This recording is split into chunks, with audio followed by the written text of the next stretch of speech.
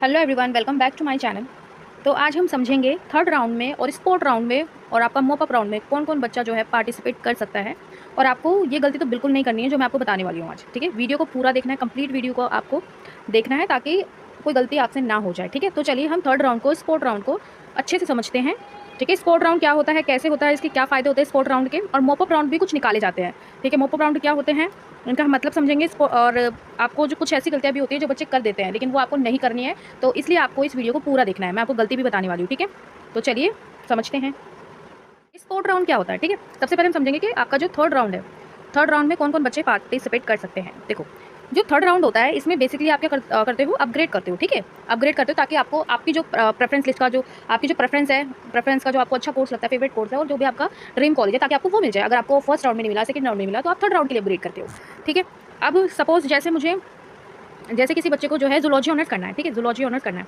ठीक है, और इसे जो मिरांडा हाउस से करना है जूलॉजी ऑनर्स। ठीक है, नॉर्थ कैंपस का टॉप कॉलेज के अंदर आता है। ठीक है, अब मिरांडा हाउस से इसे जूलॉजी ऑनर्स करना है। इसको जैसे इसने जो है फर्स्ट राउंड किए, ठीक है, इन्होंने जो है फर्स्ट राउंड में पार्टिसिपेट किया, सेकंड राउंड में पार्टिसिपेट किया, लेकिन इन दोनों में ही इसको अपना ड्रीम कॉलेज या प्रेफरेंस कोर्स इसे नहीं मिला। ठीक है, तो अब ये क्या करेगी, ये अपग्रेड करेगी ताकि मुझे मेरी प्रेफरेंस वाला कोर्स मिल जाए। ठीक है, तो इसलिए हम क्या करते हैं, उसको अपग्रेड करते हैं। अब बात आती है कि थर्ड राउंड में एक्चुअल कौन पार्टिसिपेट कर सकता है, कौन पार्टिसिपेट नहीं कर सकता। देखो, थर्ड राउंड में जिन्होंने फर्स्ट राउंड में, मतलब फर्स्ट राउंड में तो सभी ने पार्टिसिपेट किया था, और जिन बच्चों ने सेकंड राउंड में पार्टिसिपेट किया था, वो भी फर्स्ट राउंड सेकंड राउंड वाले सब बच्चे इसमें पार्टिसिपेट कर सकते हैं। अगर बहुत सारे ऐसे बच्चे भी होंगे कि मैम हमें तो कोई कॉलेज नहीं मिला, दीदी हमें तो कोई कॉलेज नहीं मिला, तो क्या हम थर्ड राउंड में पार्टिसिपेट नहीं कर सकते? ऐसा नहीं है, चाहे आपको कॉलेज मिला हो चाहे नहीं मिला हो, आपको थर्ड राउंड में पार्टिसिपेट करना है, सभी को करना है। ठीक है, सभी बच्चों को थर्ड राउंड में पार्टिसिपेट करना है।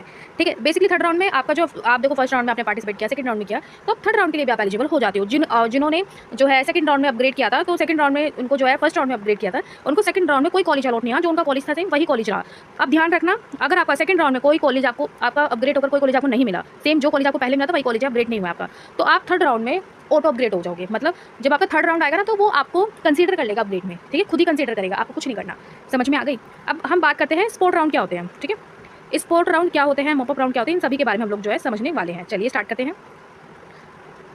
अब देखो, अब जैसे आपका थर्ड राउंड, अब इस जो आपके स्पोर्ट राउंड आते हैं, ये कब आते हैं? देखो, स्पोर्ट राउंड आपके थर्ड राउंड के बाद आते हैं। समझ में आ गई? स्पोर्ट राउंड आपके कब आते हैं? थर्ड राउंड के बाद आते हैं स्पोर्ट राउंड। ठीक है, स्पोर्ट राउंड आपके थर्ड राउंड के बाद आते हैं। ठीक है, अब स्पोर्ट राउंड में कौन कौन बच्चा जो है पार्टिसिपेट कर सकता है। देखो, जिन बच्चों ने फर्स्ट राउंड में सभी बच्चों ने पार्टिसिपेट किया, जिन्होंने सेकंड राउंड में भी पार्टिसिपेट किया और थर्ड राउंड में, जिन बच्चों को कॉलेज मिल गया ना, वो स्पोर्ट राउंड में पार्टिसिपेट नहीं करेगा। समझ में आ गई? ठीक है, जिन बच्चों को कॉलेज मिल गया है वो कोई भी बच्चा स्पोर्ट राउंड में पार्टिसिपेट नहीं करेगा। स्पोर्ट राउंड में पार्टिसिपेट सिर्फ वही बच्चे करेंगे जो जिन बच्चों को कोई कॉलेज अलॉट नहीं हुआ, फर्स्ट राउंड में भी नहीं हुआ, सेकंड राउंड में नहीं हुआ, थर्ड राउंड में भी नहीं हुआ, वही बच्चे जो है स्पोर्ट राउंड में पार्टिसिपेट कर सकते हैं। और कौन से बच्चे कर सकते हैं? और जिन बच्चों की जो है क्लास 12 में कंपार्टमेंट आई होगी, तो वो बच्चे भी जो है स्पोर्ट राउंड में पार्टिसिपेट कर सकते हैं। ठीक है, जिनको कॉलेज नहीं मिला है, प्लस जो बच्चे क्लास 12 में उनकी कंपार्टमेंट आई है, तो वो बच्चे सब जो है पार्टिसिपेट कर सकते हैं। ठीक है, कुछ बच्चे जो है, कुछ बच्चों का जो है एडमिशन फॉर्म रिजेक्ट हो जाता है क्योंकि डॉक्यूमेंट में गड़बड़ी होती है, तो उस वजह से भी रिजेक्ट हो जाते हैं, तो वो सब जो बच्चे हैं सारे वो स्पोर्ट राउंड के अंदर आ जाएंगे। समझ में आ रही है? और स्पोर्ट राउंड के अंदर आपको वही सारे प्रोसेस को जो है फॉलो करना पड़ेगा जो आपने स्टार्टिंग से किए हैं। ठीक है, जैसे कि आपका फेज़ 1 आया, फेज़ 2 आया, तो वही सारे आपको कंप्लीट स्टेप्स को अपने कंप्लीट करना है। ठीक है, स्पोर्ट राउंड में जो है आपको प्रेफरेंस लिस्ट को दोबारा बनाने का मौका मिलेगा आपको। ठीक है, तो ध्यान से प्रेफरेंस लिस्ट को बनाना। समझ में आ गई? चलिए, अब मैं आपको बताती हूँ कि मॉप अप राउंड क्या होते हैं और मॉप अप राउंड आपके कब निकाले जाते हैं।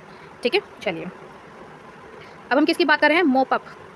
Mop up round. ठीक है, अब मॉप अप राउंड ये जो है कब निकाले जाते हैं? देखो, जब आपका स्पोर्ट राउंड खत्म हो जाता है तब आपके मॉप अप राउंड निकाले जाते हैं। ठीक है, जब आपका स्पोर्ट राउंड खत्म हो जाता है तब मॉप अप राउंड निकाले जाते हैं। देखो, ऐसा नहीं है कि हर साल निकाले जाते हैं यार। देखो, अगर कुछ सीट कॉलेज में वैकेंट रही होगी तभी आपके मॉप अप राउंड या फिर स्पोर्ट राउंड आते हैं। ठीक है, अब सीट भर गई होगी तो फिर आपका ये मॉप अप राउंड नहीं आने वाला। ठीक है, वैकेंट सीट की लिस्ट आएगी डीयू की तरफ से, तो उसमें आपको पता चलेगा कौन कौन से कॉलेज में सीट खाली है। ठीक है, तो आप उसमें एलिजिबल हो जाओगे। अगर आपके मार्क्स और कैटेगरी वगैरह होगी तो आप उसमें एलिजिबल हो जाओगे। ठीक है, तो मॉप अप राउंड डिपेंड करता है कि वैकेंट सीट कितनी है। ठीक है, कॉलेज में भाई जगह भी तो होनी चाहिए ना। ठीक है, तो मॉप अप राउंड में बेसिकली वही बच्चे पार्टिसिपेट कर सकते हैं, वही क्लास 12 वाले बच्चे जो रिजल्ट का वेट करते हैं या फिर मार्क्स के बेसिस पर जो है एडमिशन लेते हैं, वो बच्चे मॉप अप राउंड में पार्टिसिपेट कर सकते हैं। ठीक है, तो अगर आपको ये वीडियो थोड़ी बहुत भी हेल्पफुल लगे तो प्लीज़ बेटा चैनल को सब्सक्राइब, वीडियो को लाइक जरूर करना है, और कोई भी आपका डाउट होता है तो आप मुझसे कमेंट में पूछ सकते हैं। ठीक है, और चैनल को सब्सक्राइब करना बिल्कुल मत भूलना।